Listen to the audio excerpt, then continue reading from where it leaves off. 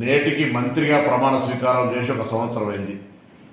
శాఖల పరంగా, ప్రభుత్వ పరిపాలన పరంగా రేవంత్ రెడ్డి గారు ముఖ్యమంత్రిగా, బట్టి విక్రమార్క గారు ఉప ముఖ్యమంత్రిగా, సహచర కేబినెట్ మంత్రులు, శాసనసభ్యులు, శాసనమండలి సభ్యులు, కార్యకర్తలందరి సహకారంతో, అధికారుల సహకారంతో ఒక ప్రజాసేవ లోపల సంతృప్తికరంగా సేవ చేసినాం.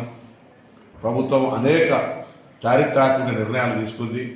ముఖ్యంగా రైతాంగ రుణమాఫీ కావచ్చు, 200 యూనిట్ల ఉచిత విద్యుత్ కావచ్చు, 500 సిలిండర్ కావచ్చు, లేదా తెలంగాణ అక్క చెల్లెలందరికీ ఉచితంగా మహిళలు బస్ ప్రయాణం చేయడం కావచ్చు, ఒక విద్యార్థి నాయకుడిగా గతంలో ఉద్యమించిన హక్కు అయినటువంటి పిల్లల బస్ ఛార్జీలు పెంచడం కావచ్చు, ఈ విధంగా అనేక రకాల సంక్షేమ కార్యక్రమాలు చేసిన ఈ ప్రభుత్వం తప్పకుండా భవిష్యత్తు 4 ఏళ్లలో మేము ఇచ్చిన హామీలన్నీ పూర్తి చేస్తామనే విషయాన్ని తెలియజేస్తూ, ఆ విధంగా ప్రజలంతా ఈ ప్రభుత్వాన్ని ఆశీర్వదించాలి. ఈ మొదటి సంవత్సరం పూర్తి చేసుకుంటున్న సందర్భంగా